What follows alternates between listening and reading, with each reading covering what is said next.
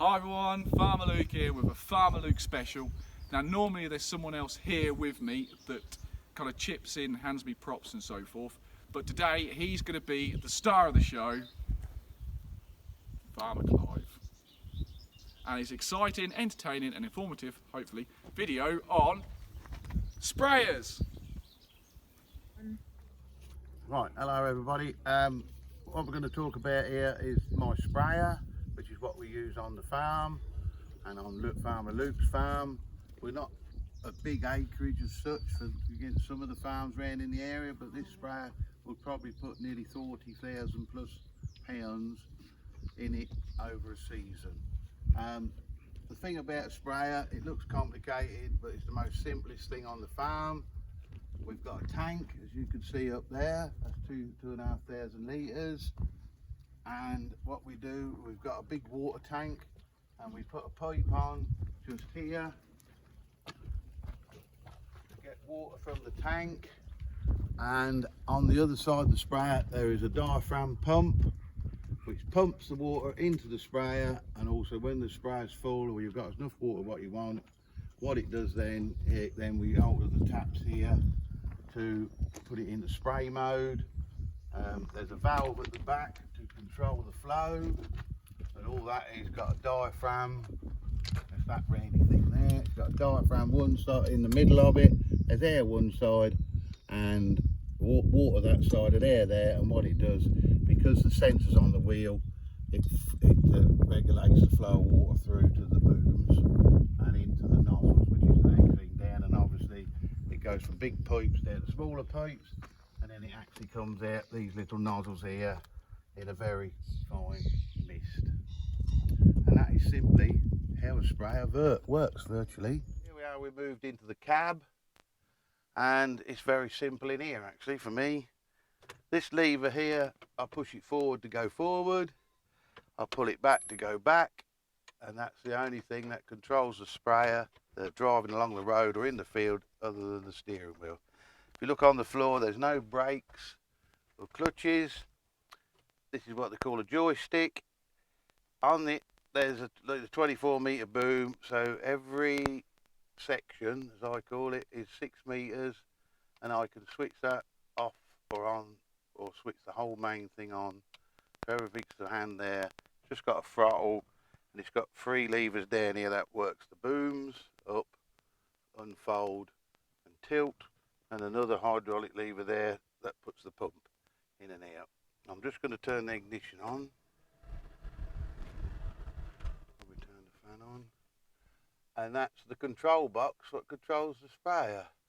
You see here it says litre to hectare. I mostly spray at 200 at the moment, so that will read 200. Will fluctuate a bit the speed I'm going, kilometres an hour, how many hectare I'm sprayed, and I can alter different things on here if I've got to alter the dose rate or whatever. And it's so simple really. You can put in there and it should control it. So that's it really in the cab. As I was saying a bit earlier about the amount of pounds of chemicals we put through, 40-some odd thousand pounds, we have that controlled by a chap who comes on the farm, and he's called an agronomist. You could call him a crop doctor. And what he does, he looks at the crops, walks around the farm, looks at the crops, and then tells us what to put on. Obviously it could be a herbicide to kill some weeds, it could be a fungicide to control some disease, or a pesticide if there's a certain pest which is attacking it or eating its leaves or what have you. What he does then, he sends us an email nowadays. The olden days he used to write it out for us, but what we get, a sheet of paper with the field names, what crops in the field, and even how many hectares there is. It tells you what chemicals to put on. Even here I've got 1, 2, 3, 4, 5, 6 chemicals to put in the tank, but that's putting a litre a hectare of some things, half a litre, even 0.1 of a litre. So it's not, tank's not full up with chemical, it's diluted with water. I normally run about 200 litres a hectare, so all that there is diluted into that amount. Obviously the chemicals are not dangerous, but you wouldn't want to drink them, spill on you or whatever. So we have to wear protective clothing. I know it's a bit scary, but it's only because we are working with the concentrate of the chemical. So when you imagine a little pot is probably got 250 grams in it, and it does probably 7 or 8 hectares, it's very concentrated, so you won't want. My assistant here is dressed in the normal kit up what we wear a lot of the time. Father overdone it with his mask, but mostly we just wear a shield because we're using liquids, a dust mask. Everything comes in a can. This is a 5 litre can. It's only a water softener, that's what that is, but we can get up to 1,000 litre cans of manganese or what have you, but most of it comes in 10 litre cans, 5 litre cans, 3 litre cans, and obviously like I said, it's gram. Now, to get it into the sprayer, my assistant's going to show us. Being a concentrated form, we don't just climb up on the top of the sprayer and tip it in. We use measuring jugs and what have you to measure out the right amount to put in the sprayer. And this is called an induction hopper. So we're working at ground level, safety's adamant.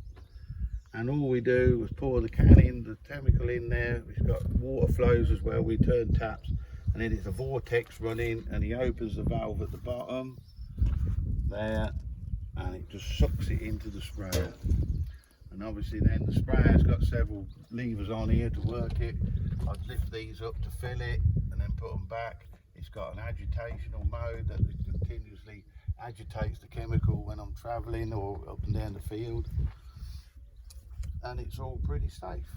We've got a fairly big and what have you, and we want to know where to go. So we put tram lines in, which is, when we drill it, we cut a couple of coulters off, but there's no seed, so we've got a permanent tram line.